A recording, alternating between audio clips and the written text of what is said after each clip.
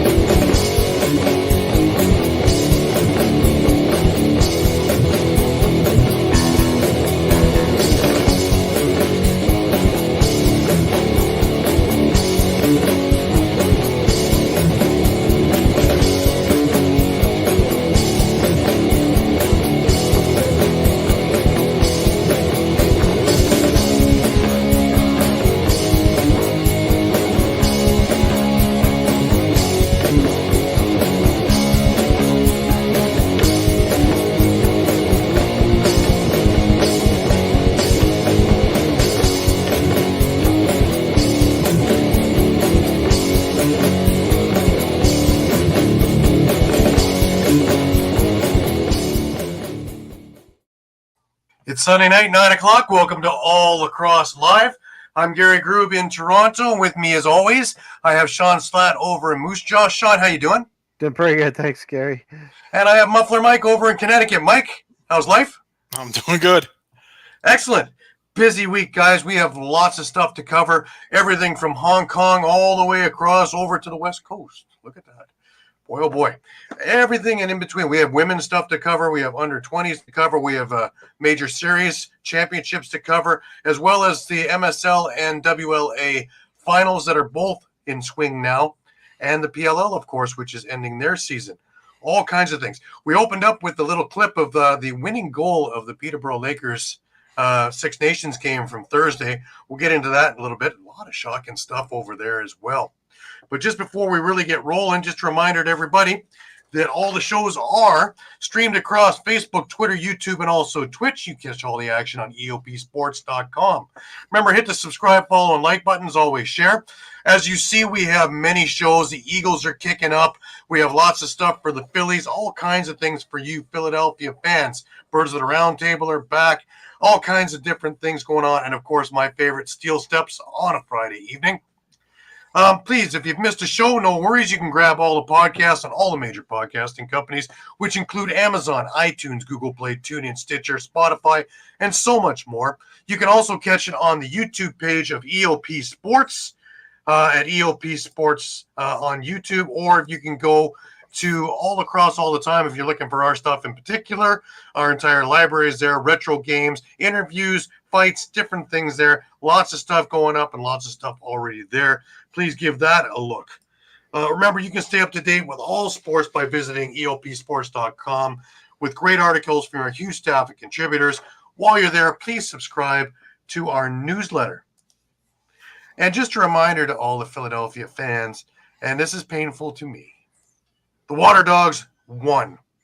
Yes, we don't say that often here, but the Water Dogs won. They beat the New York Atlas 13-12. We'll get into that in a little bit once I catch my breath and get the sweat off my brow.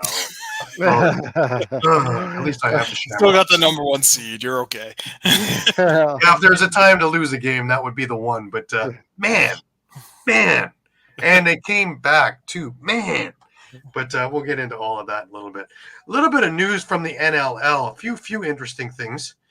Number one, the Philadelphia Wings are now looking for a head coach no more.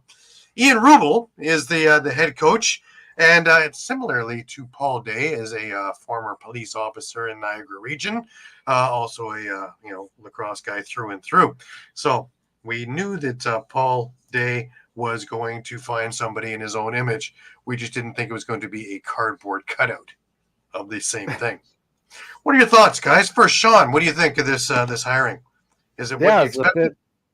I don't know. It's an interesting hiring, that's for sure. I know we've kind of discussed off the air amongst ourselves that, I mean, there were plenty of candidates out there, whether it seemed like it or not, especially with the Kilgores. We thought maybe one of them might be up for grabs, but yeah, I guess we'll see what happens. Mike, does it mean that Panther City isn't going anywhere, that it didn't snatch up Tracy Kostiuk and we have Ian Rubel instead? I would hope that that's a sign. hiring is a sign that TK wasn't available.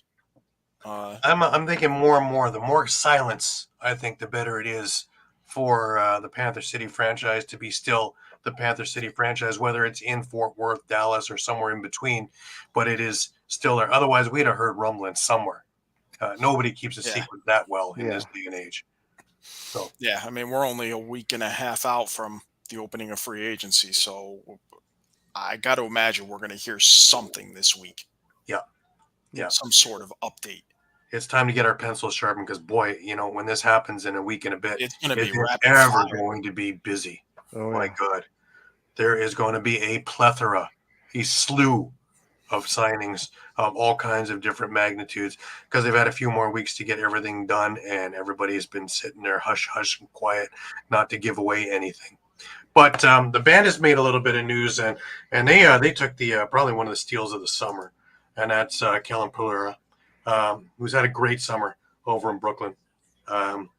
So down the pipe, there's some really good names in there. Also, one other thing that the NLL made a little news at the beginning of the week, and that is that Leaf Trading Cards acquires exclusive league license with the NLL. And that means trading cards are back, guys. I have a slew of things beside me here. I'll play show and tell in a minute. But Leaf Trading Cards is proud to announce a landmark acquisition of exclusive league license with the National Lacrosse League, the premier professional lacrosse league.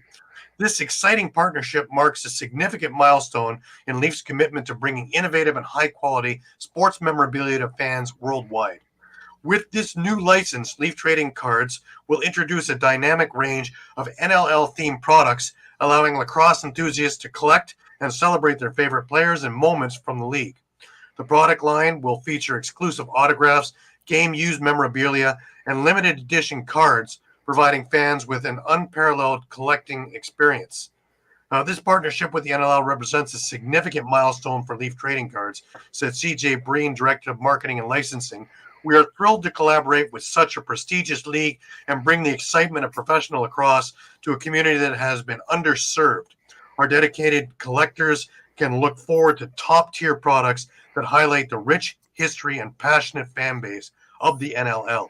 We are eager to create items that truly capture the essence of this incredible sport. The first wave of NLL trading cards is set to launch by the end of this year, featuring top players, rising stars, and iconic moments from the league's storied history. Fans can look forward to a variety of special releases, including limited edition sets and exclusive autograph cards. This is exciting. As a collector myself, this is really exciting. And just to add to what I'm talking about is I still have mill cards and their collections and their packaging. So there is I have unopened packages right there. So as an avid collector, and if you look around my place, this is only the tip of the iceberg. There is everything from old programs to memorabilia to cards to summer ball cards to helmets, gloves, sticks, you name it. I have all kinds of things that might not be worth a lot to the outside public, but boy, oh boy, sentimental value and historic value. There is a ton of it. So I'm loving this idea. What's your guys' thoughts? Again, Mike, I'll start with you on this one. Yeah, I mean, I think this is great. It's just another step in marketing the league and getting the name out there and just getting people's attention. So that's it. And you'll start seeing this at collectors' things that you see all the other cards and all the other leagues. So another step towards being the fourth big thing in my eyes. Shawn, what's your thoughts? Yeah, I agree. It's a huge step for the league, and I not to get lost in this as well. Not just the train cards, but the memorabilia side of things too. The game worn jerseys, the game used sticks, gloves, what have you. It's huge being able to market those out now. Absolutely.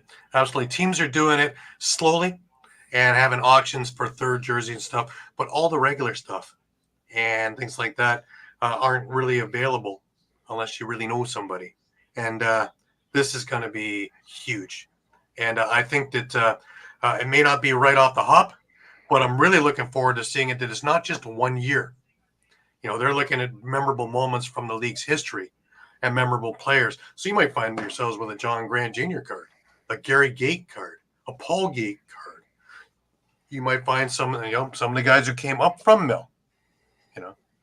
This is incredible. And with a company like this, and with the size and the enormity of it all, I think this is going to be fantastic. And exactly the kick in the shorts they need to get to the next level. Hey, Brian's with us.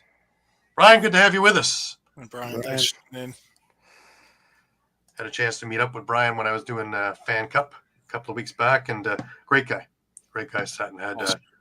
So I got to break some bread and have some ales, man. Win or lose. You won. But win or lose. Anyways, a few other things to get into. The women's major series lacrosse had their championships today, and this was my afternoon. And boy, oh boy, what an enjoyable afternoon this was, watching some really, really great lacrosse. Not high scoring, lots of defensive stuff, and really some great goaltending. I'll start with the B final. And Kingston beat Hamilton 2-1. Now I think 2-1. This was a real good game.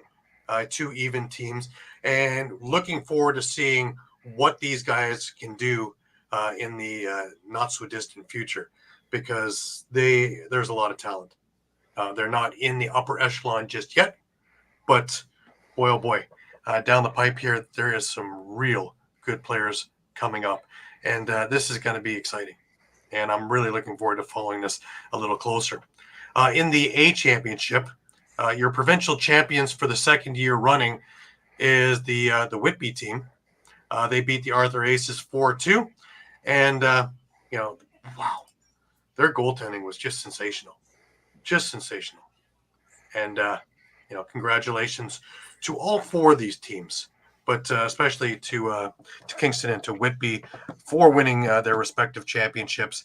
Boy, oh boy, I'm telling you, this is a great sign of women's lacrosse.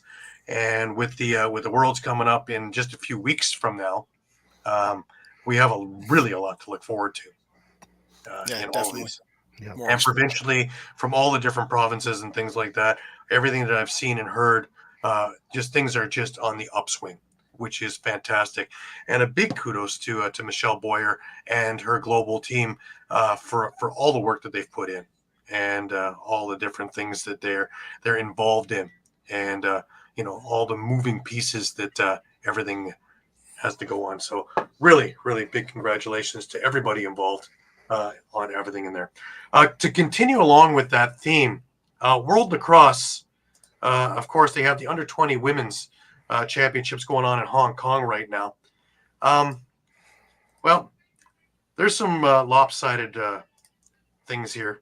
I want to get into a couple of these things, because there's some really great things too. But a couple of things that stand out to me is Canada beating Taipei 22-2, USA beating China 29-1. There was Ireland beating Hong Kong 20-5. There was a USA German game which was 33-0. I believe Canada had one game was 24-1 or something. Should there be, just throwing this out there, do you think there should be a mercy rule? Like, I know that we go with goal differential, but even in the men's Worlds, they capped it at 12, no matter what the score was, to try and avoid things like this. Should we cap the score and have a mercy? Or should we just let them play and try and get as much out of this as possible? Because I've heard comments all over the place of, well, there's no shot clock, so they can run around and practice different plays. Take it from me. When you're watching this live and you got a team that's going to pass for 4 minutes, let alone 14 minutes, this is not an exciting game to watch for the fans. And we want this to be exciting. So, of course, 42 goals, even though 38 of them are one way. Exciting. Lots of scoring, but lopsided.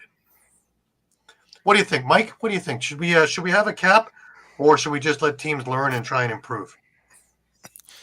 I'm kind of torn on this. I think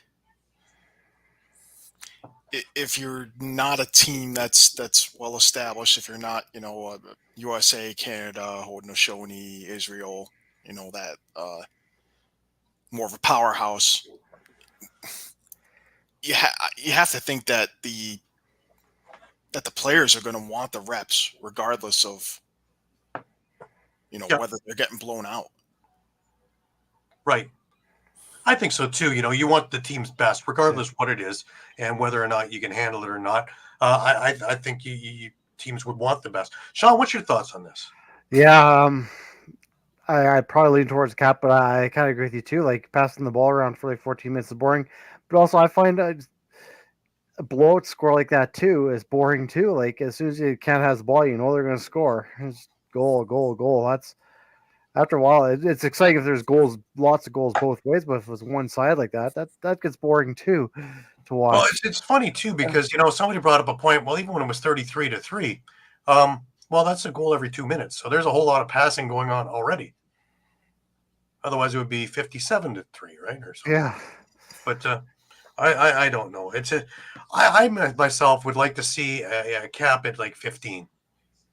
If there's a 15 goal lead or a 12 goal lead, we can call it I don't think that the other team is going to make this miraculous comeback, but it would have to be a substantial thing anyways. So if we're at 15, if the game's 22-3, really that's not that much different. Yeah, because I'm with Mike. Like I think you still don't want to take the reps away. Right. Because you want to game over in 12 minutes. Because those countries, they're still trying to improve their programs too, right? So yeah, definite learning experience. How about what if, let's say Canada's up by 10 at the half on pick a country that's not in the upper echelon. Jamaica. What if they made the second half just continuous running time, the whole half, no break for the quarter or anything like that, just run it for, if the quarter lengths are 12 minutes, just make it a 24-minute half in the second half and just keep the time running, kind of like soccer. Yeah. Right. Let's go say I've seen that done in minor hockey where if the goals differential starting to get out of whack, they'll start doing running time. So that's not a bad idea at all. Yeah, definitely. Just all do that because this way you can install a cap and you could say, okay, hey, look, if they're up by 10 at the half, second half's just going to be, just full half running clock. And, it's you're implementing the cap to a degree. You're allowing the losing team to still get reps without getting thoroughly demoralized. Right. Yeah. Well, 3 of the 8 spots available at the World Lacrosse Women's Under 20 Championships were clinched on day 4 by United States, Canada, and Australia. U.S. Canada won their pools A and B respectively in the process, while Australia still needs one more result in Pool C. All 3 teams are 3-0 and have maxed out their goal differential through the 3 games with really impressive performances. The result of the day, however, came in Pool D, where Japan overcame a fierce flurry to turn the tables on the previously unbeaten English, who are the defending semifinalists. And as you can see in the results here, yes, they won 12-7. So looking at the standings, as we were talking about, Canada, U.S. With major plus minuses, 3-0. Australia 3-0 with a plus 39, but in that pool, I guess with Italy and Mexico at 2-1, the differentials are different though. But I'm pretty sure that's a done deal. The one that's interesting is Ireland at 2-0. Still, that one's got another one to go. Whereas Japan, England, sitting at 2-1. So it's going to be an interesting thing. If we look to 2 upcoming games, which are tomorrow, well, there we go. The Pool D one is Ireland and Jamaica. Now, if I look at the standings correctly, Jamaica 0-3 minus 56. This could be a long afternoon.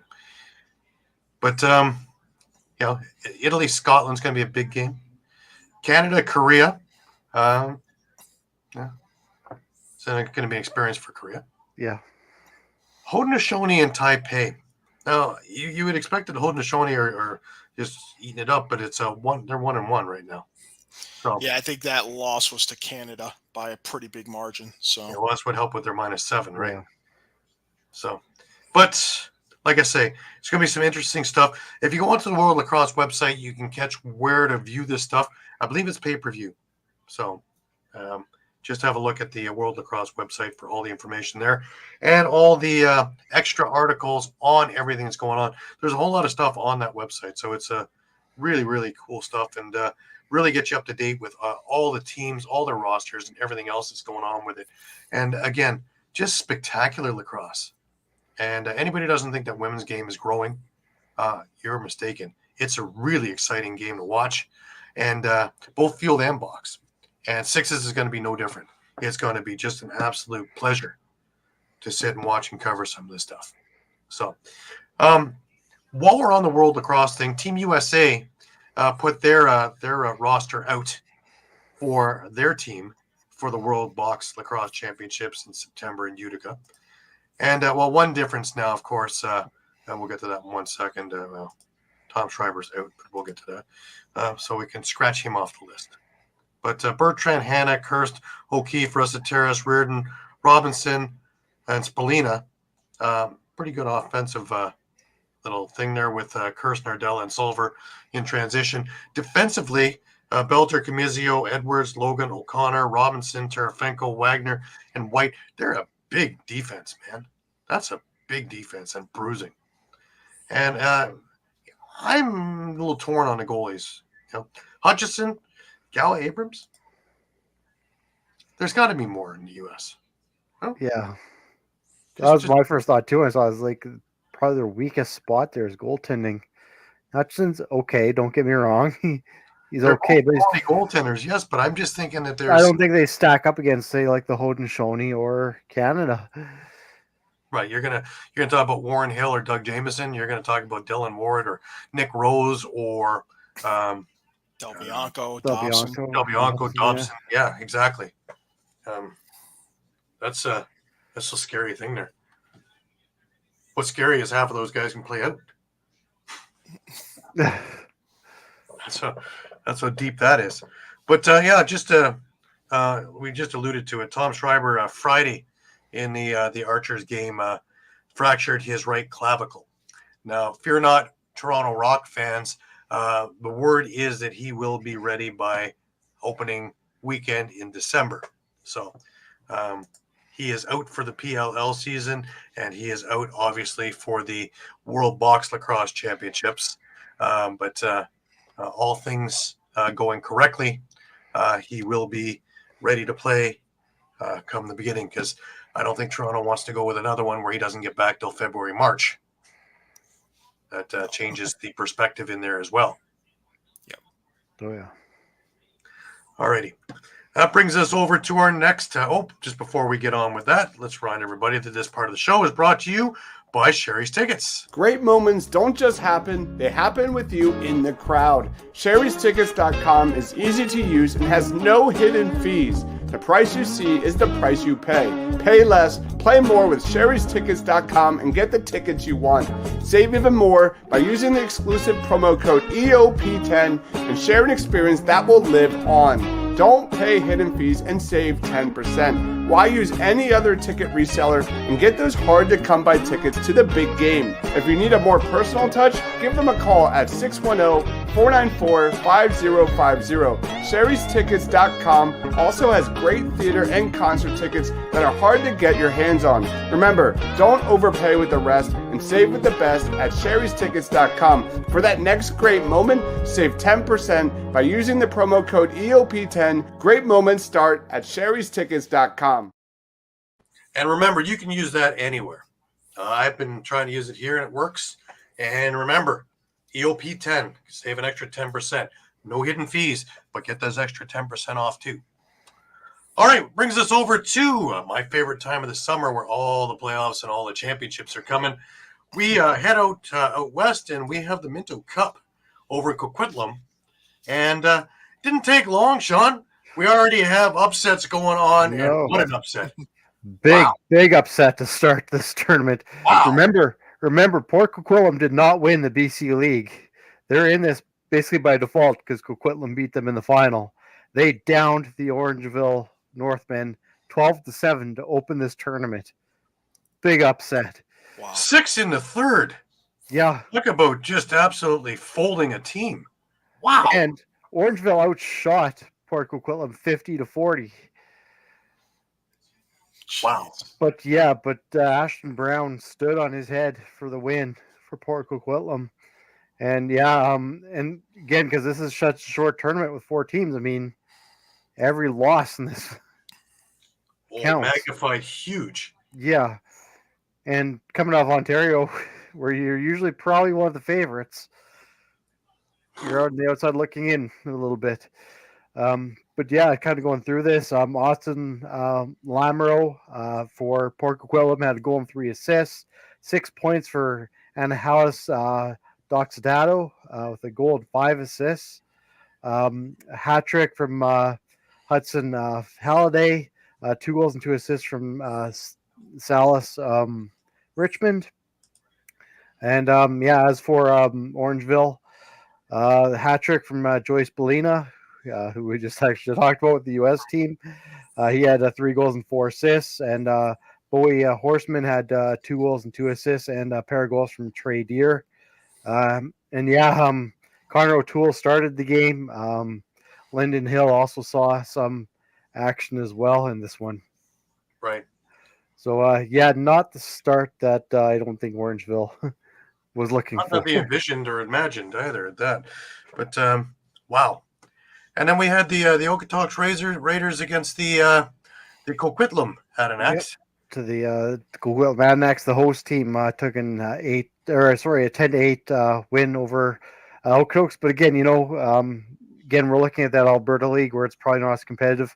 The fact that they kept, close with that the BC champs, and really the story was that when it was all in the first period, Coquitlam went up 3-1, and then both teams went 6-6 in the second, and then 1-1 in the third. So, I mean, Okotoks kept pace with them. It was just kind of a little bit maybe of a lapse in that first period.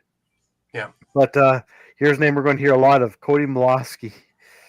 2 goals, 3 assists. They picked him up kind of midway through the year. Now you know why.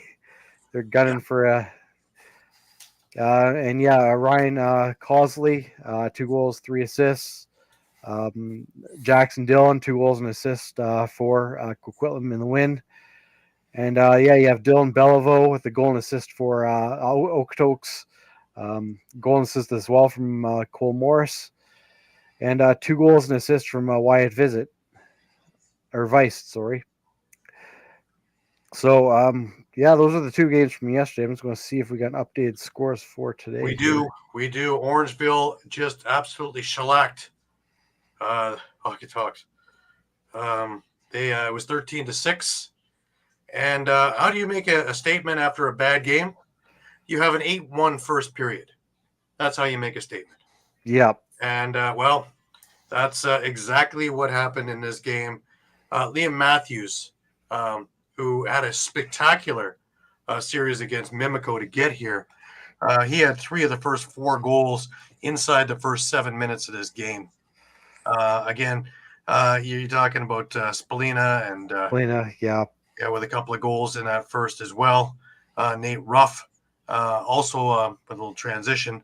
But Matthews, man, he had 4 goals in that first period.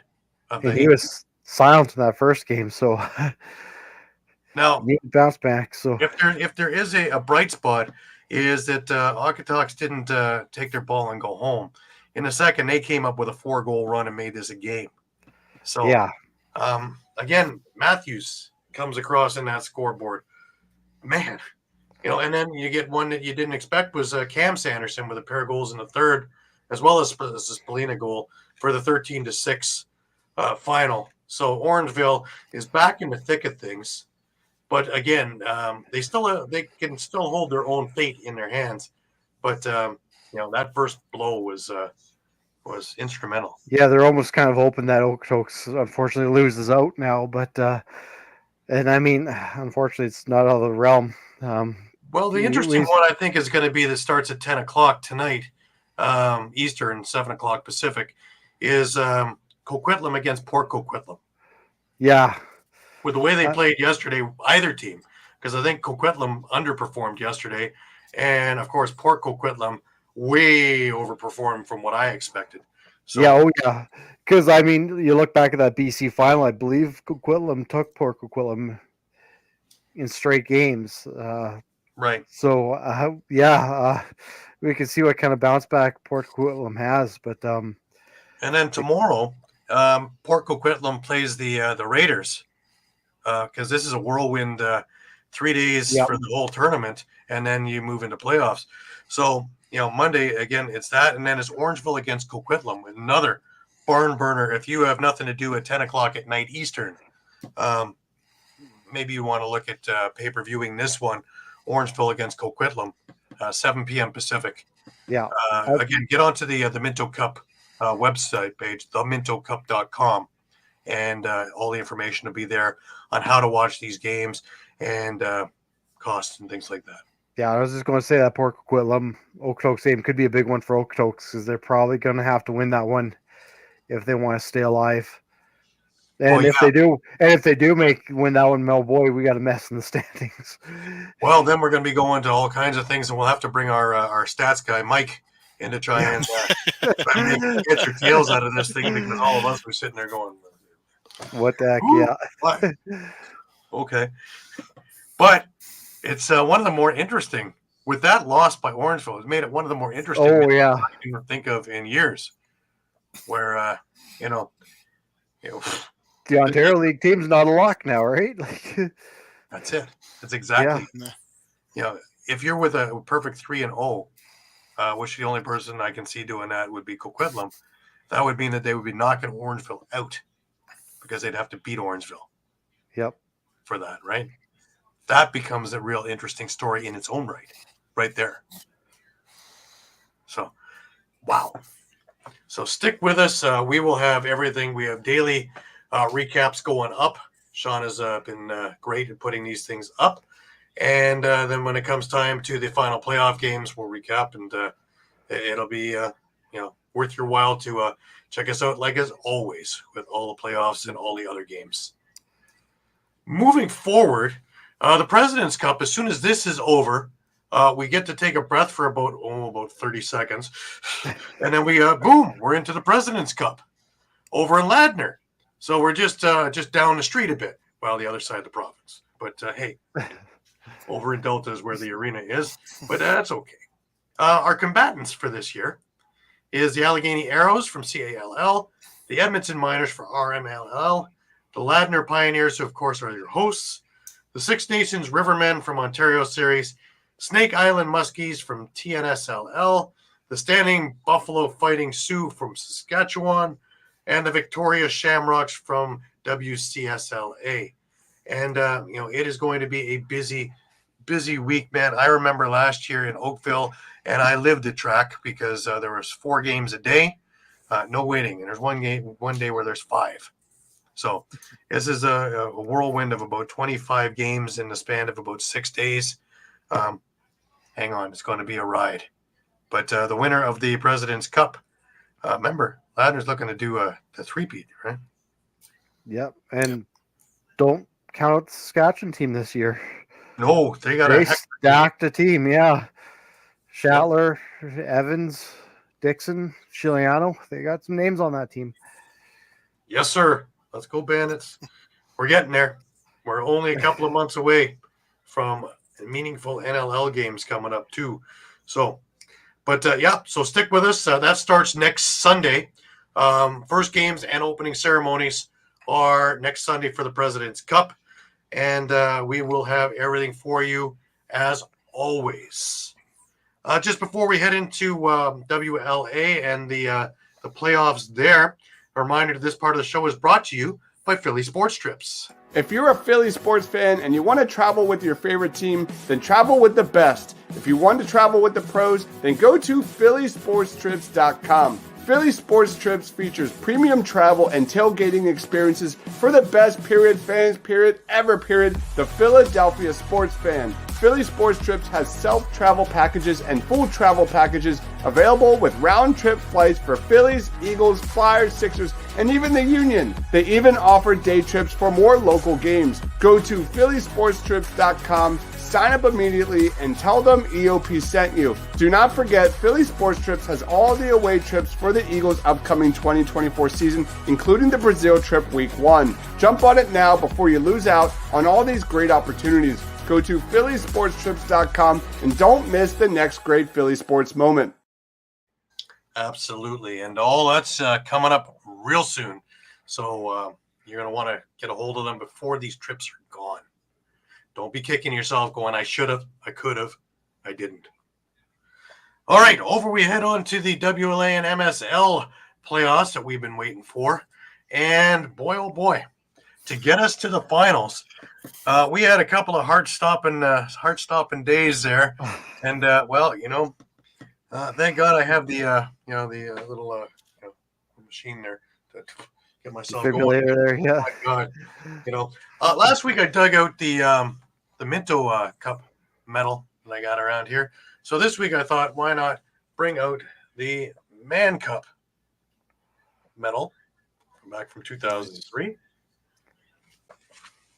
Just part of the collection in here. Like I told you, memorabilia from the NLL, man. I'll eat that right up. You name it. I have in some form or another around here. So yeah, I'm gonna love this.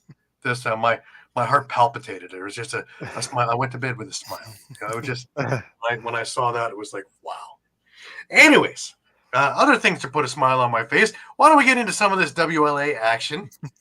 And we pick up from last Sunday when this was just starting to give me a heart attack with the New West Salmon Bellies and the Victoria Shamrocks going at it. Yeah, game 3. I think when we were off the air, New West was actually leading at that point, but Victoria did come back, snag an 8-4 victory in game 3 at the Q Center. The difference was outscoring. The Shamrocks outscored the Salmon Bellies 5-1 in the third period for the win. Marshall King had 2 goals and 3 assists. Matthew Gauthier 2 and 2. Casey Wilson had a goal and 2 assists. Chris Origlieri 50 saves on the night. For New West, Will Malcolm a pair of goals. Tyson Gibson a goal and 2 assists. Kevin Crowley a pair of assists, and Justin Getty had 48 saves. That gave Victoria a 2-1 series lead in the best of 5. Right. All righty, and I'll bring us on to the Monday game, and that was the Langley Thunder hosting the Maple Ridge Burrards. And, another nail-biter. Yeah, nail-biter, but this was, if Langley could win it, they were moving on to the finals on home floor, and they picked up a 7-6 win over Maple Ridge to book their ticket into the ML or WLA final, And, it came down to about 4.5 minutes. Garrett Winter tied this game 6-6. And then about 6:20 left in the game. Chase Scanlon scored the game winner. And so, Chase Scanlon actually ended the game with 4 goals, 3 assists. Connor Robinson, a goal and 2 assists. A pair of goals from Nathan Kozednikov.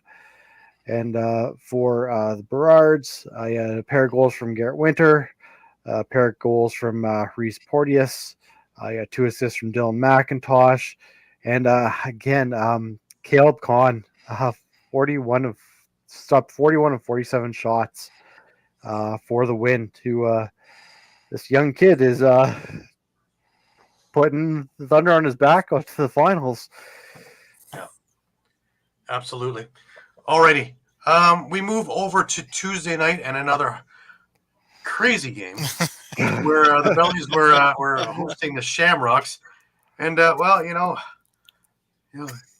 now I have a gray hair on this side to match the one that I have on this. What they're doing to me, between Atlas and Victoria, you can't give me an easy summer, can you?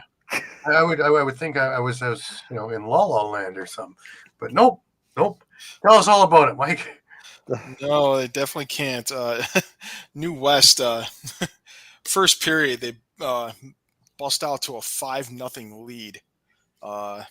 They end up winning the game 9-8. Will Malcolm, 3 goals, 3 assists. Kevin Crowley, 4 assists in the game. Tyson Gibson, a goal and 2 assists. Logan Schuss and Adam Charlambides, both with a goal and an assist. Justin Getty, 44 saves in the win. For the Shamrocks, Casey Wilson had 2 and 2. Jesse King had a pair of goals and an assist. Bennett Smith with a goal and 2 assists. Number of guys, Cole Pickup, Patrick Dodds, Clark Peterson, each had a goal and an assist. Chris Origlieri, 49 saves. But this tied the series at 2 and forced a deciding game 5 2 days later. Yeah, and then, of course, yes, the decision worked very well for me, but how we got there, again, made my internal organs quiver for a while because I look up and it's 3-1 for New West. And I'm thinking, this can't possibly be the way that this season ends for me and for the Shamrocks.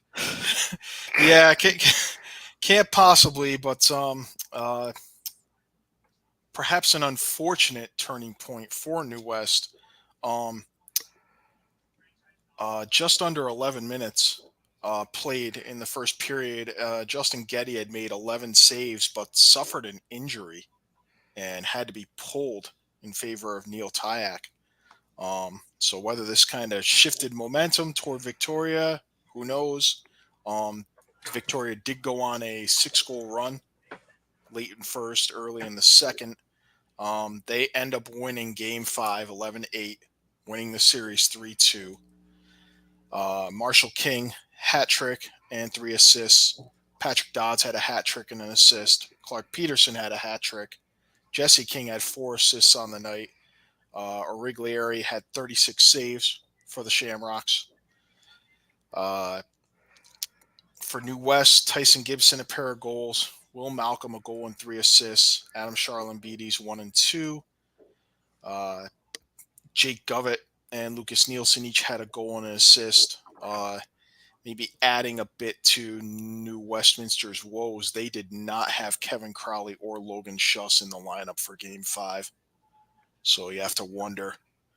Yeah, that's big.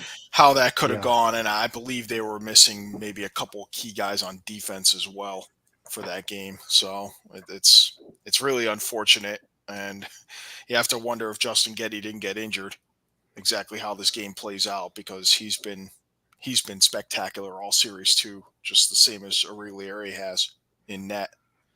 But Neil Tyak makes 29 saves in relief, but it's not enough. Victoria wins 11-8. They win the series 3-2. They advance to the final against Langley. Well, not a lot of turnaround time in all this because the finals started just 2 days later, Saturday night, where the Shamrocks hosted Langley. And, well, tell us all about it. Yeah, Victoria came up with the 10-8 win to take game 1 of the finals. So, obviously, Langley is well rested, but yeah. And even then, I mean, it was a close game. It was 7-6 after 2 periods of play. And at one point, minute 8 into the third period, Langley actually had this game tied up. But the difference was Jesse King with a pair of goals, one at 8:32, another one at 12:19. That put the Shamrocks head 9-7 at that point, and that was really the difference. So looking at the stats here, Clark Peterson, 6 assists. He was no goals, but 6 assists. He was moving the ball around. Jesse King, 3 goals, 2 assists for 5 points. He also had 3 points out of Marshall King and 3 points out of Chris Wardle with a goal and 2 assists each. In goal, of course, Chris O'Reilly, 36 of 44. For the Thunder, Clay Scanlon with 3 goals and 3 assists. Connor Robinson also with a hat trick, 3 goals and 2 assists. Chase Scanlon was held off the score sheet in goals, but he had 4 assists in this one. And again, Caleb Kahn in goal, and he has stopped 46 of 56 shots. So considering he saw a lot of rubber, yeah, I got to give him credit there. But yeah, Victoria takes game 1. Yeah, and kind of big for Victoria because of the way this series is set up. Games 2 and 3 are in Langley, and then they come back to Victoria for games 4 and 5 before splitting games 6 and 7. So kind of an odd setup. Schedule. They have a much busier schedule than MSL, who, as soon as we get to it, is spaced out that you basically can go on vacation and come back, and before you play your next game. We haven't had game 3 yet, and game 2 is on Thursday, so game 3 doesn't happen until Tuesday. That's pretty spaced out. Meanwhile here, you have Monday, Wednesday, Friday, Sunday, every second day. WLA will be finished before MSL. You have to remember too. You have to remember this WLA final too. There's going to be some travel involved because you have to go to the island for Victoria. So there's going to be a little bit of travel involved in that. It's a lovely boat cruise. Never mind. Ride your car right on the boat. Beautiful boat cruise. That might explain maybe why they set it up the way they did. They just figured, okay, hey, look, we'll give you the host game 1, and then 2 in Langley and then 2 in Victoria, so that you don't have to keep traveling every 2 days and just travel. It just means that Victoria just has to split one, and then they can do the stuff at home, right? So true. Yeah, true. So having game 1 definitely gives them a slight advantage. Yeah, a little leg up. Alrighty, that's going to be an interesting series, and again, you can catch all the highs, all the lows, and everything in between. Come check us out every day because we have stuff going on all the time on eopsports.com/lacrosse, Facebook, Twitter, Instagram. We'll get to all that.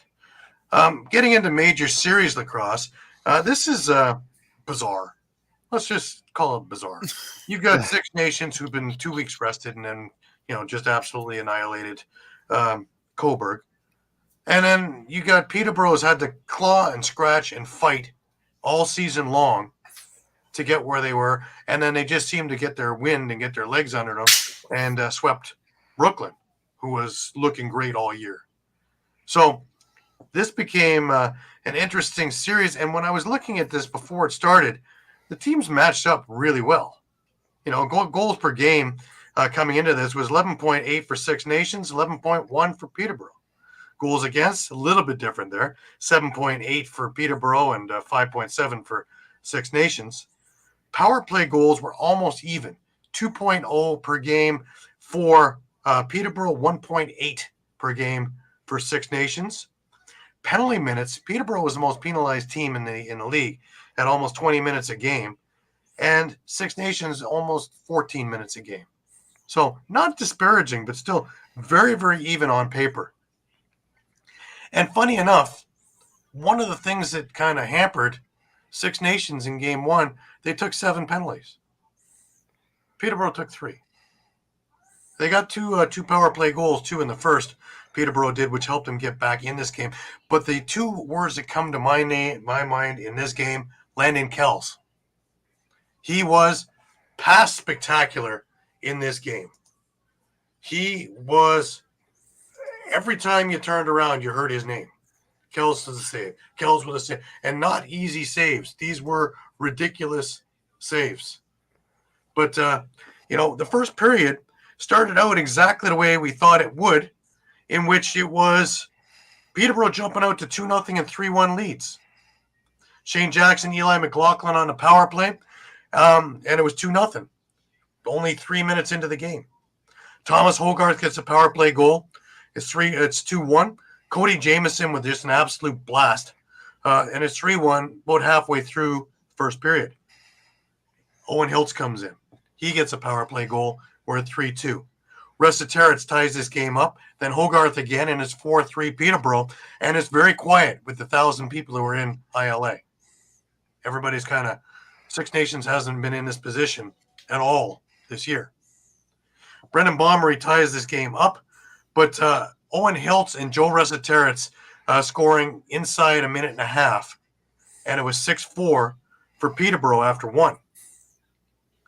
Heading into the second, Turner Evans scores about 8 minutes into the second period. And again, this has been a display by both Doug Jamieson and Landon Kells, with just sensational save after sensational save, because this was just end-to-end action. Dane Smith gets on the board. Now, Dane's been playing mostly defense and transition for Six Nations. They're so deep. He was coming out the front door in this game now. He got one back, but Rob Hellier scored with about a minute and a half left in the second period, and it was 8-5 for Peterborough after 2 periods. And again, the faithful over at ILA are scratching their heads going, what in the heck is happening? Well, third period happens, and Six Nations gets on their horse. Travis Longboat comes out with a couple of goals, and 8-5 becomes 8-7, and now we're thinking, uh-oh, here it comes. Taylor Jensen. Now, that's a household name if I've ever heard one, right?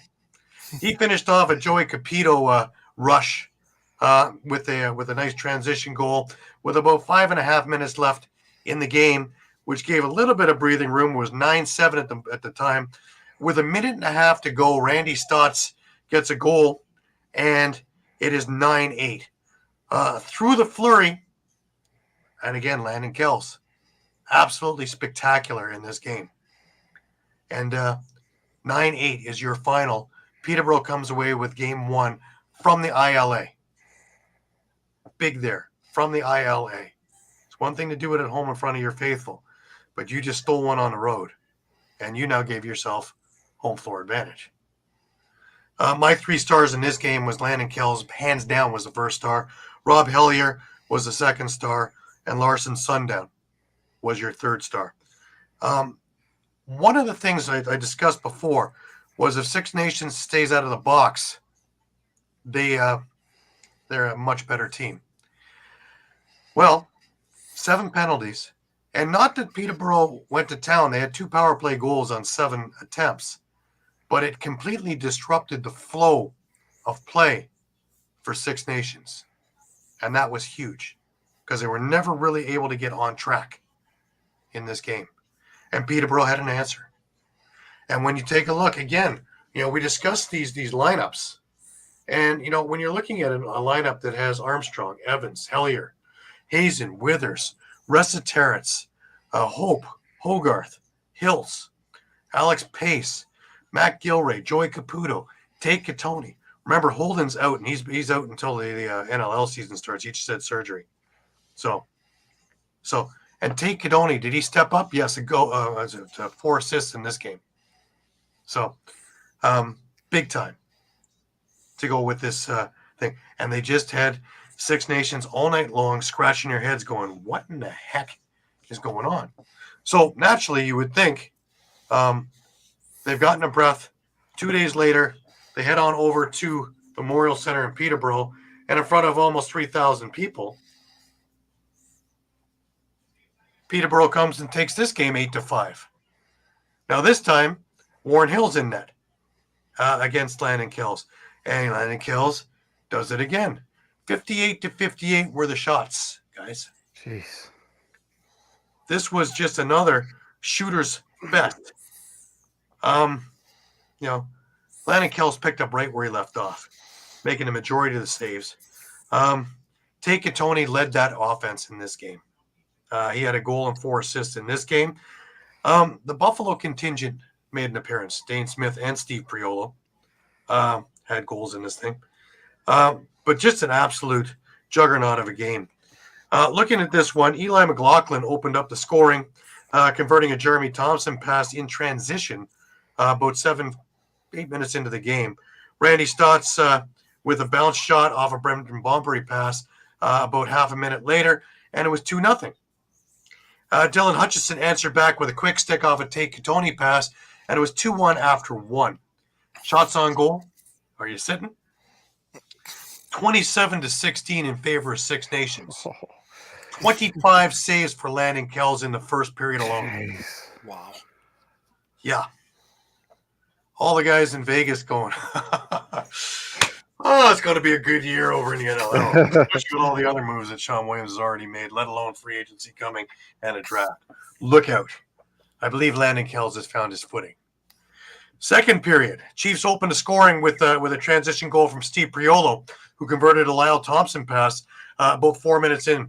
So we're sitting there at 3-1. Tate Kadoni responded with a blast for Peterborough, making it 3-2. Lakers then tied the game with a bounce shot into the far corner from Owen Hiltz off of Joe Resetarit's pass about 7 minutes in, followed by Turner Evans picking the top corner with a high-to-high shot off another Tate Kadoni pass. And this was 4-4 after 2. Shots on goal.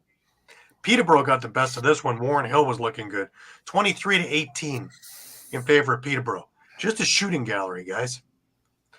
Heading into the third period, Peterborough gets their first lead of the day. Rob Hellier opened up the scoring with a blast from outside off a Turner Evans pass, but Justin Martin skipped a shot from in close off an Eli McLaughlin pass, and we were tied again 5-5. Lakers take the lead. Now, the opening of the show was this goal.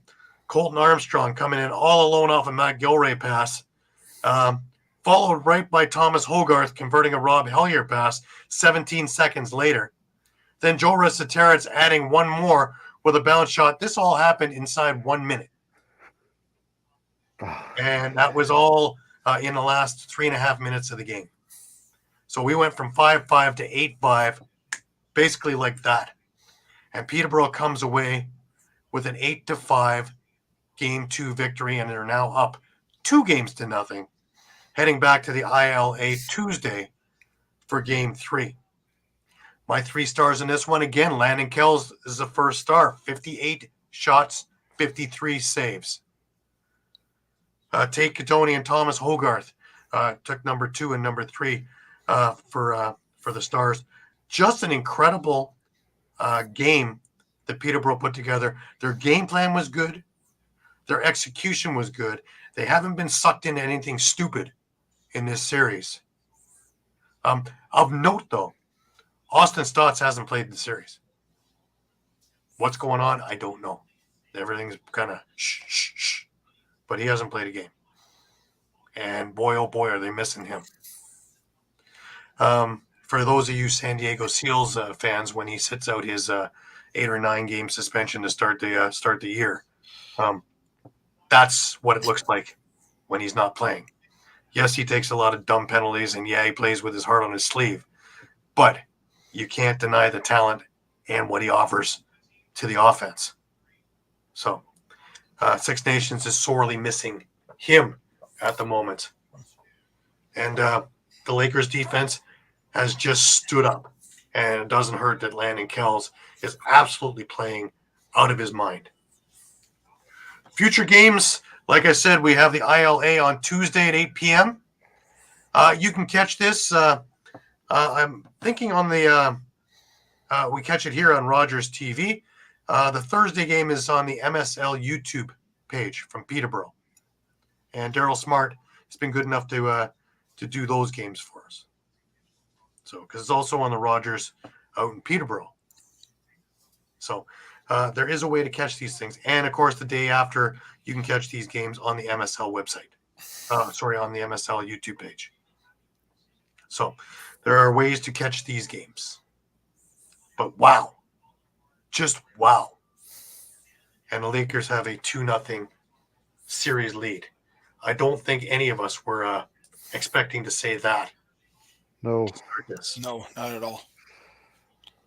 It's funny because, Mike, I think it was you that brought up the thing during the game, the last game, Game 5 against the Shamrocks. And we could have 2 different people in the Man Cup from what we were expecting all year. Well, still possible, but yeah, that was kind of my thought too. Is like, what would happen if we had no Victoria and no Six Nations in Man Cup? we'd have a very interesting Man Cup. Yeah. But hey, Just before we move on to the PLL, a reminder that this part of our show is brought to you by Dolan's. When you're staying local and you want to watch a great game or just hang out with some great people, go to Dolan's Bar at 24 East Sellers Ave in Ridley Park, right off I-95 south of the Philadelphia airport. For over 65 years, Dolan's has thrived because of one reason: the amazing people of Philadelphia. Great music, great times, memorabilia, giveaways, great drinks, and great food. You never know when a former Philly sports icon walks through that door. You go to Dolan's at 24 East Sellers Ave, Ridley Park in the 19078. Tell PJ that EOP sent you. Go to dolansbar.com or follow them on Twitter, Facebook, Instagram, or TikTok. That's my buddy Sumidon over there. He's collecting his winnings from the Shamrocks. Dolan's Bar for great times and great friends, and you'll never know who's going to walk in there unless you get yourself in there. But all kinds of local sports heroes come in there. So tell PJ EOP sent you. All righty, let us get off to the PLL. And well, guys, of course we have to start with this. Now we have an interesting end to the season here, guys. Both Shawn and I went 3-1 this week. Pat and Eduardo went 2-2, and Muffler Mike went 1-3.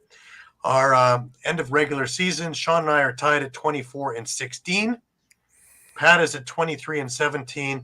Eduardo dropped off just a slight hair at 21-19. And Mike has got a lot of work if he ever wants to get to 500. The word possible has come to mind now. Oh, yeah, that wasn't happening back in week 6. So Eduardo is with us. Eduardo, good to have you with us. Man, hope you are feeling better. But yeah, the couple of swing for the fences ones, that's what got you again on this one. But, yeah, hey, it is what it is, right? Yeah. As long as you didn't put it on Bet365, you still have your house. Yep.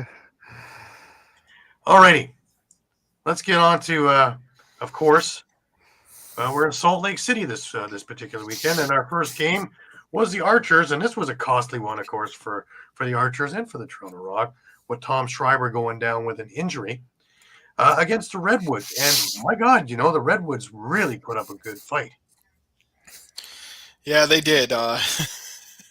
They rallied from 12-8 down in the fourth quarter to force overtime. Archers do come away with the win in overtime. Goal comes from an unlikely source, rookie Jack Van Overbeek, who was actually filling in for Matt Moore, who's out for the rest of the year. So, as you said, Tom Schreiber, he got injured. Got injured in the first quarter of this game, and is out for the rest of the PLL season. But Grant Ament had 2 goals and 3 assists in the win for Archers. Van Obervik had 2 goals and an assist, including the game winner in overtime. Mac O'Keefe, Connor Fields, Ryan Ambler, each with 2 goals on the day. Schreiber had a goal before his injury. Mike Sisselberger, 17 of 25 on faceoffs and 15 ground balls for Utah. Brett Dobson, 8 saves on the day. For Redwoods, their hero was definitely Charlie Bertrand. 3 goals plus a 2-point goal. That 2-point goal came with 5 seconds remaining in regulation to force overtime. And yeah, and he did it with his offhand and a bouncer. So yes, find the clip on Twitter or on the PLL website. It's quite amazing. He shot that from the Archers. Let's just say National Park and Jesus, banged it in with 5 seconds remaining. Rob Pennell had a goal and 3 assists. Ryder Garnsey, a pair of goals. Romar Dennis had a 2-pointer. Leads the league. I believe he had 7 2-point goals this year on the year, which is impressive. Westberg and Chris Gray each had a goal, and Jack Kelly had 13 saves in the losing effort. The loss eliminates Redwoods from playoff contention. They finished season 3-7. The win for Archers basically sets up the final game, which we'll get to in a little bit. All right. So. The second game of the day was Chaos and the Cannons hooking up. And, Boston, they had a bye week the week previous, and they had lost to Maryland the week before, so they were looking to get right for the playoffs. And Carolina had their worst output of the season, scoring only 4 times a week earlier, getting blown out 10-4. And they were looking to try and right the ship. They found a way to do it. The goaltending, the matchup to start with was Blaze Reardon for Chaos against Colin Kurtz, but he got hurt. And Austin Cout, and he comes, and he did his best. But this was a bizarre game. It went back and forth most of the day. To get it started, Asher Nolting got the game started, converting a Ryan Drenner pass about 4 minutes into the game, followed by Marcus Holman to make the score 2-0 Cannons. Carolina stormed back with Josh Byrne wiring a laser to the corner at 5:08, followed by Ty Kurtz finishing a Josh Byrne feed from in close at almost 10 minutes in, and then we had a tie game. That assist was Josh Byrne's 250th career point. Congratulations, Josh, on that. Shane Knobloch gave Chaos their first lead of the game, scoring with just 8 seconds left in the quarter. So after that first quarter, Chaos was up 3-2. After more than half a quarter of scoreless action, Ross Scott extended the Chaos lead with just a beauty spinorama move, shot coming from behind the net at 7 minutes and 2 seconds. The Cannons finally got rolling, ending the quarter with 3 quick goals. Marcus Holman converted an Asher Nolting pass from in front. Pat Cavanaugh then tied the game with a blast at 8:51, followed by Nolting giving the Cannons the lead at the half with an absolute laser at 10:11. So at the half, the Cannons were up on Chaos 5-4. Marcus Holman got the Cannons rolling in the second half with a power play goal off an Asher Nolting feed at 2:08. Kyle Jackson then got Chaos within 1 with a shovel shot from his knees. This was wild, man. He was falling down.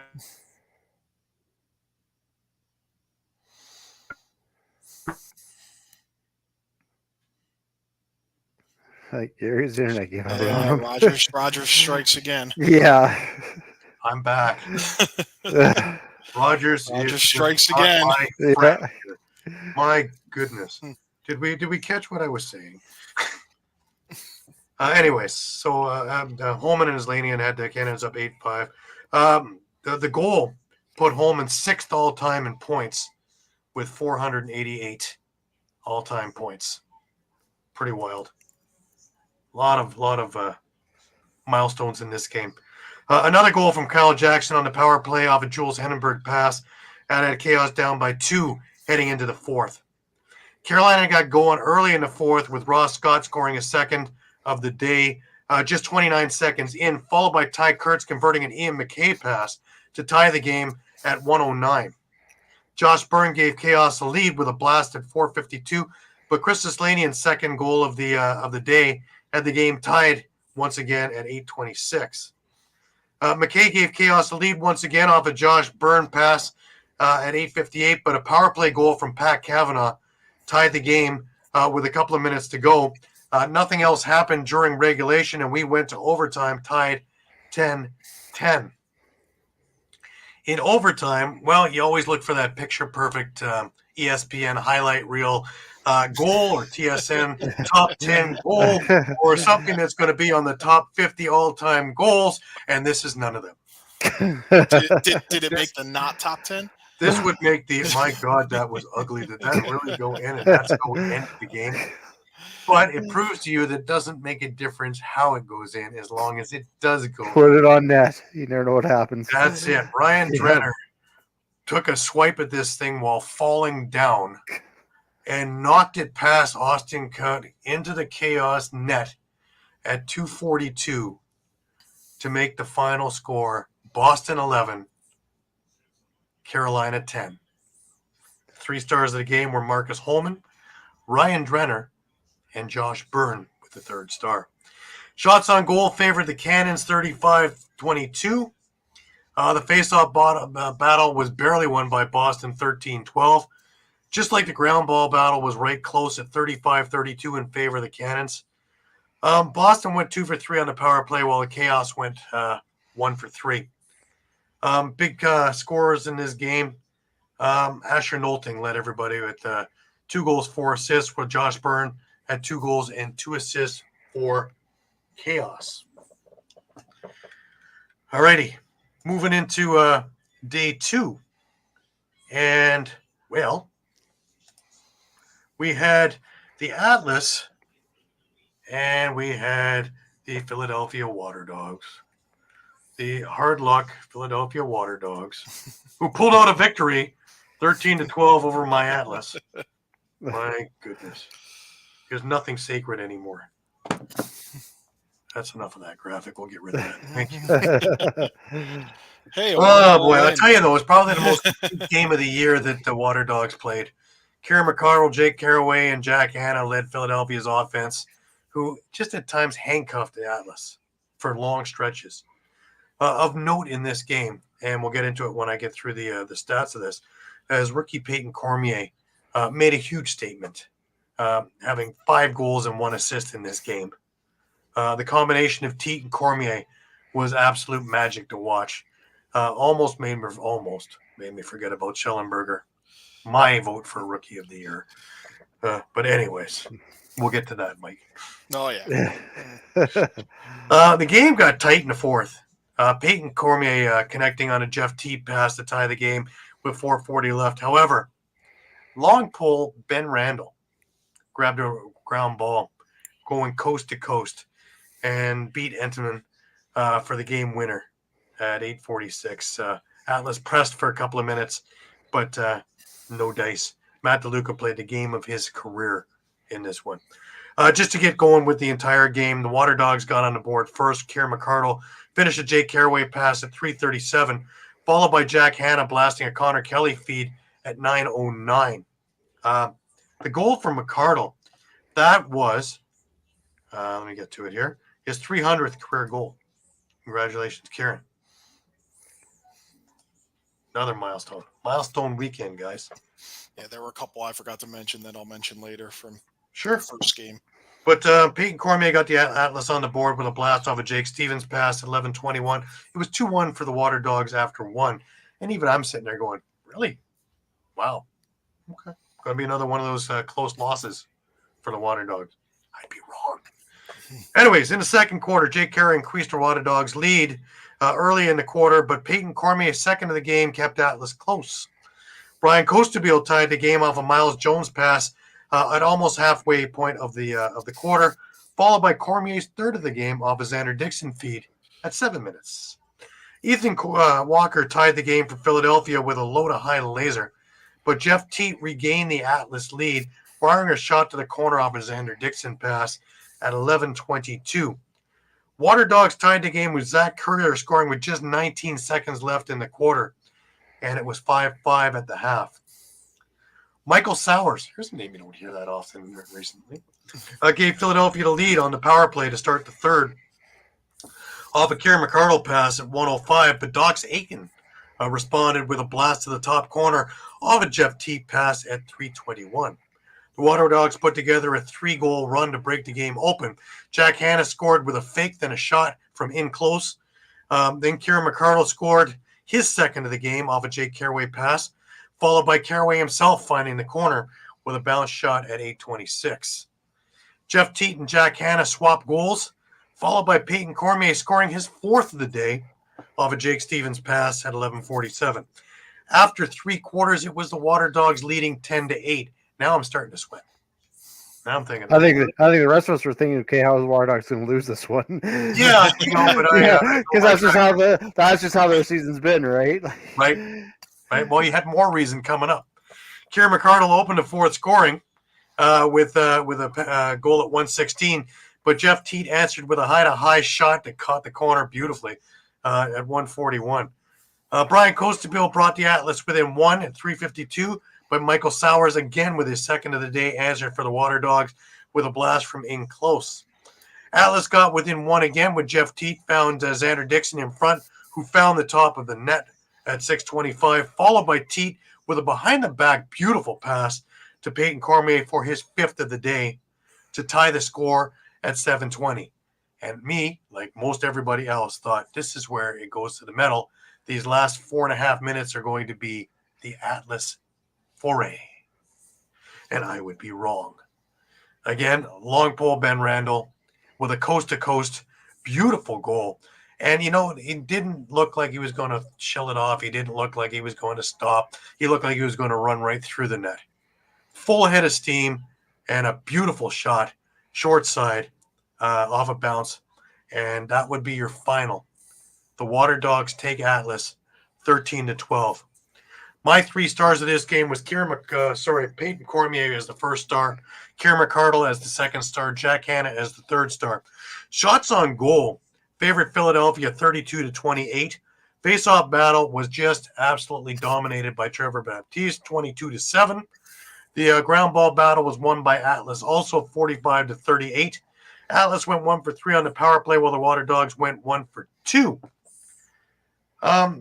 Taking a look at some of the scorers in this game. Peyton Cormier, of course, 5 goals and 1 assist. Kieran McArdle, 3 goals and an assist over there. Entenmann made 14 saves for a 51.9% save percentage. 16 saves for Matt DeLuca with a 57.1 save percentage. He had the game of his life. He played spectacular. Unfortunately, as we will see when we bring up the what's upcoming, is it just was not going to happen. So if I can bring up the screen here.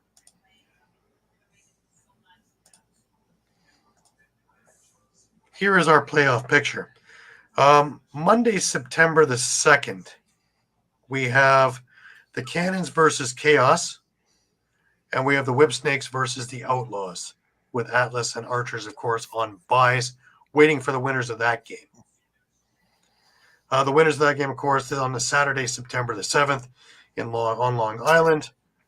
We'll be facing these two teams with the championship set for Philadelphia, Sunday, September the 15th, 3 p.m. It is an ABC game as well. All righty.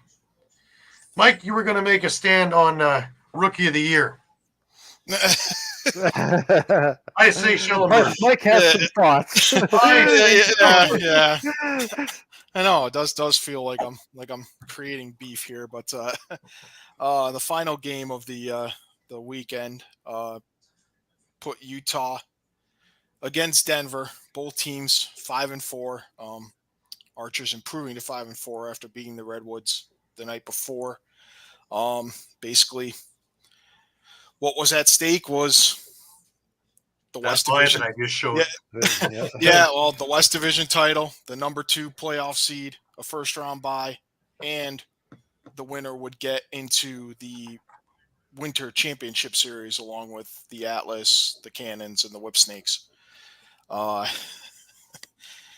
And this was a rematch of the epic Week 2 battle in which the Outlaws won 18-17 in overtime. And that was one Brennan O'Neill's breakout game, as he had, I believe, 7 goals in the fourth quarter in overtime, including the game winner. A little bit different for the person that some people think should be Rookie of the Year, but I personally don't, especially after this performance.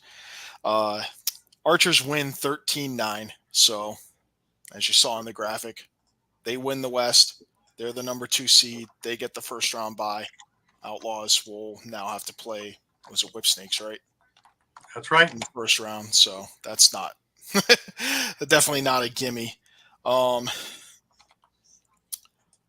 outscored the Outlaws 7-1 in the third quarter to take control of this game. Connor Fields, 3 goals, 2 assists. Trey LeClaire had 3 goals and a 2-point goal for 5 points total. Jack Van Overbeek, what a weekend for his debut, PLL debut. Yeah. Another 2 goals and an assist. So he had 6 points on the weekend.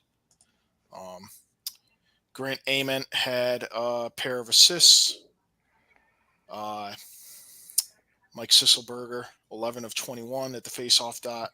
Brett Dobson, 10 saves in the win.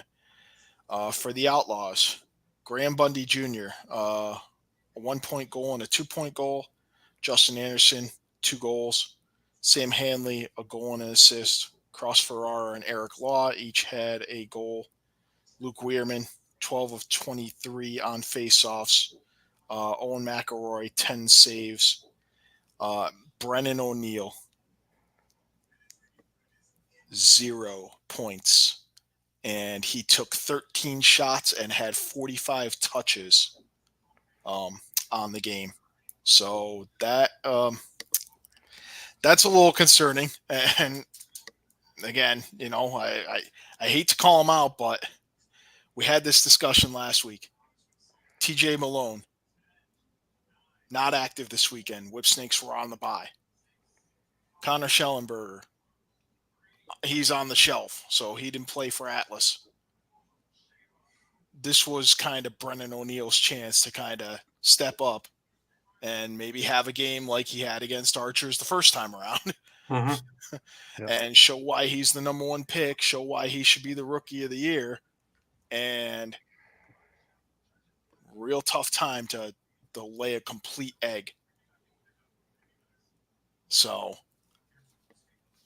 Yeah, Mike, just sorry to interrupt, but just looking at those stats, getting 13 shots, that was the most of anybody on that offense. How do you come up with 0 points? Nothing. 0? Yeah, that's very concerning. Yeah, and 45 touches. I mean, 30 of them ended up being passes to teammates, but then he also had 2 turnovers. So Yeah, it's kind of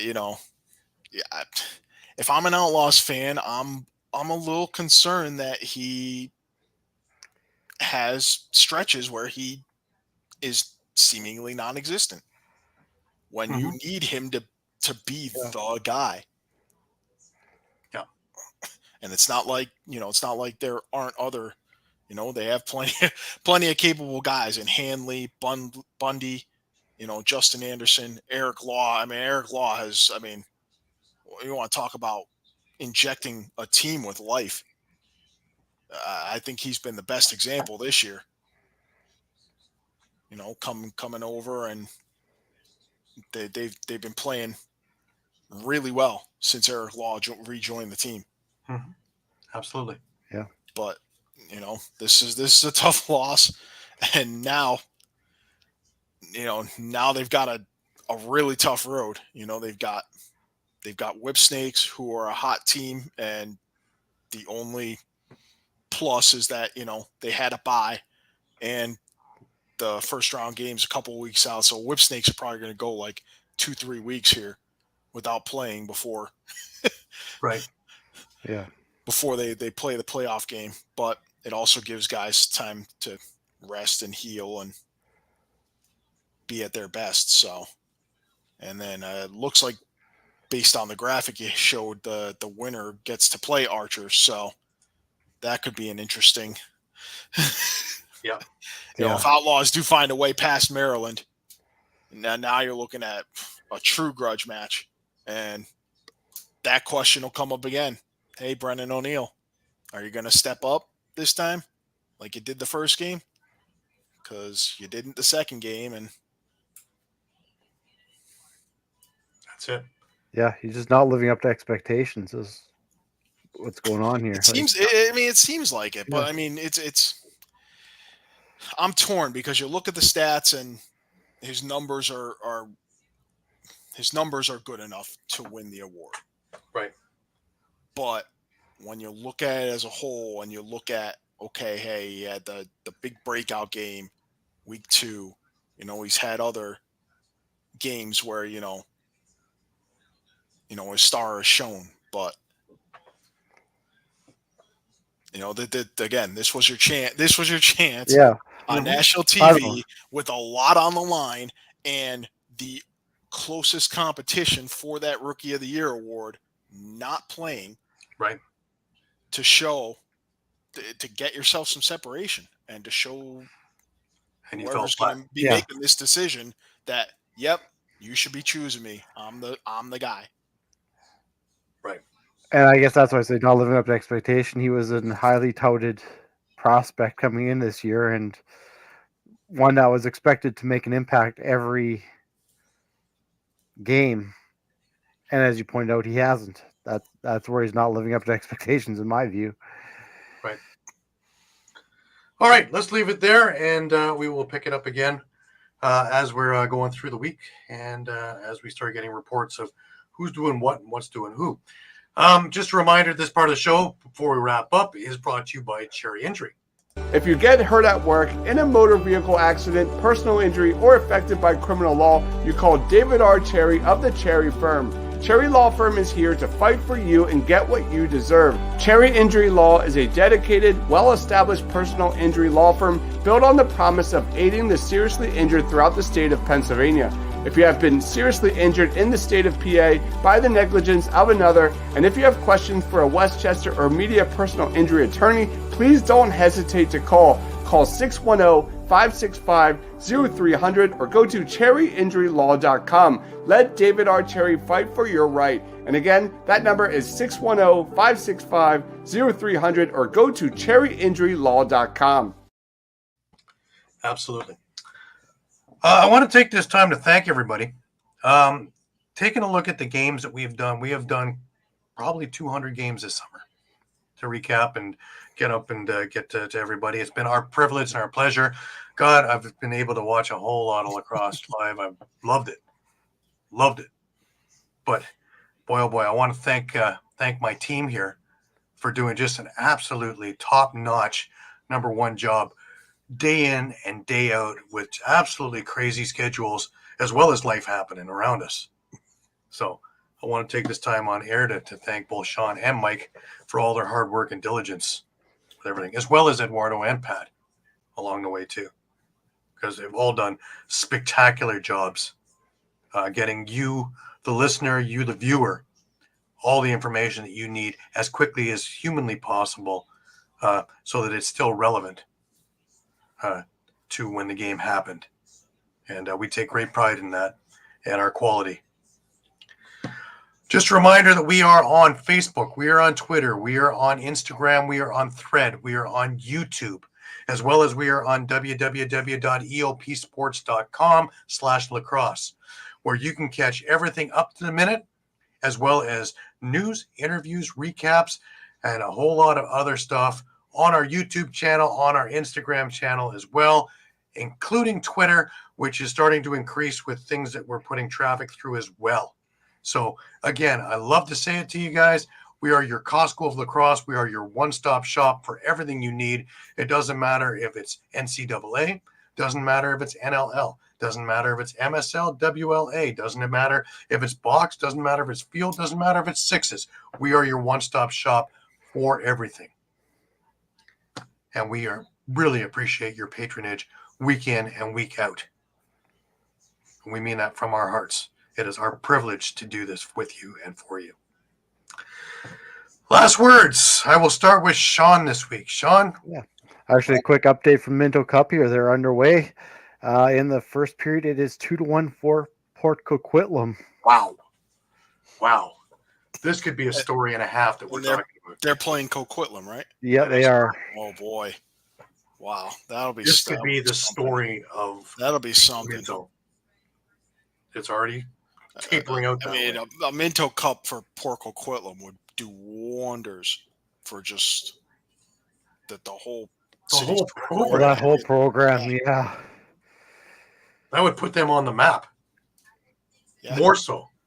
And let's face it, Orangeville and Coquitlam built around winning a Minto Cup this year, Absolutely. especially Coquitlam. I can't speak for Orangeville, but Orangeville's had a chip on their shoulder since they were eliminated by Burlington last year. So, but yeah. hey, and when Coquitlam brought in Cody Miloski, Yeah. you knew they were gunning for it, right? Especially on home floor. Definitely. And if they're the ones faltering to Port Coquitlam, that could be huge. So yeah, I'm really looking forward to. Actually, it's 2-2 now. Just got an update. So right. So stick with us. That update of Minto will be up at tomorrow, probably by afternoon. The entire day's worth of Minto will be up. So have a look for us on Facebook and on Instagram for everything on that, as well as eopsports.com/lacrosse. Mike, last words over to you. Looking forward to the WLA final. I think Langley and Victoria. I think that's gonna be a great series, even though the format's a little odd. And then PLL playoffs is a few weeks away, but those will be some interesting games as well. So, I am waiting on bated breath to see what the NLL comes up with, because I'm sure some point this week we're going to have to hear about Panther City, because the free agency thing is coming up in a week and a half. So that's part of it. The other part of it is the MSL is surprising me. Peterborough coming out to a 2-0 lead. Now, I know the Six Nations has got more barrels to shoot. So we're going to get ourselves a series in this yet. It's not going to be a 4-game sweep for Peterborough, as much as Peterborough would like to think so. Six Nations is too good a team to go lay down. So we're going to get some really great games coming up. And one way or the other, doesn't matter to me which one wins. Both are going to be exciting in the Mann Cup against whomever comes from the West. So it just matters of whether I'm driving east or west to go catch the Mann Cup, because being in Ontario, it's going to be another set a table there. We're all good to go. Just to continue the summer of a lot of games. Love it. Love it. You know, if you don't get out to the games and can, do it. It is nothing like being there live. You know, yes, we have a lot of options to watch online and watching our computers and watching our phones. It's nothing compared to being there live and in color and watching everything and being with people and seeing people and being with the community. Because we're not that big a community. We're getting bigger all the time. The world is getting smaller and we're getting bigger. But man, to be out there and share this passion with other people who have the same passion, that's a fun evening. And to do this week in and week out and day out, that's a fun week. That makes me get up and really look forward to the day ahead. Just my 2 cents. If you can, please do. All the teams would appreciate it. And coming down to crunch time, you are not going to catch a bad game. It doesn't make a difference if it's Minto. It doesn't make a difference if it's Mann, if it's WSL, if it's WLA, if it's MSL. It doesn't make a difference. PLL. Everything is nitty-gritty time right now. It's an exciting time right now to be part of lacrosse and to be a lacrosse fan. Because if it's just NLL you're looking for, we're coming into free agency and draft time. And then we're coming into training camp and regular season. Everything just keeps rolling. So, you know, let's get that enthusiasm. Because, man, oh, man, this is a great time. And we are starting to move along. And, you know, the Olympics are only a couple of years away. We're into the stretch of that now. Don't forget about the PLL tournament of sixes, where we can keep tinkering with what our product will be in the Olympics in February. To me, that's more important than the tournament itself, is how we do it and what we're changing and what we're moving, how we're going to give the best product. I said it last week. This is where we have the opportunity in these 3 years to get our T's crossed, our I's dotted, that we give the absolute best first impression, because we only get one crack at it. First impressions are important, and that's what's going to set us for the next 100 years. That first impression. And being in LA and having the Hollywood guys there and having the PLL and being able to shoot it and find the right angles and everything, this is going to be special. And to have 3 years to practice and see which one works the best on which event and which scenario is going to be magic. By the time it hits that Olympics, people are going to be looking at it going, wow, what is that? I got to see some of that. And then, of course, the powers that be in all of the leagues need to be sitting there with a napkin around their neck and a fork and knife in their hands going, okay, let's eat. This is how we do it. But we got 3.5 years to do this, and now is when we have to start. Not next week, now. All of us need to get it. Tell a friend. Tell somebody on the street. Tell a coworker. I've gotten all kinds of people who never knew about lacrosse following it just because of my excitement about it. It's amazing when you're excited about something, people gravitate. Do it. Try it. Let me know. Let us know how it works. Anyways. For Shawn Slaght over in Moose Jaw and Muffler Mike over in Connecticut, I'm Gary Groob in Toronto. We appreciate your patronage week in and week out, day in and day out. Don't forget to check out everything on Facebook, Instagram, Twitter, Twitch, everywhere else in there, as well as EOPsports.com for everything that's happening up to the minute. Until next week, when we see you again at 9 p.m. on Sundays Eastern, keep your stick in your hands and have a great week. Until then, take care.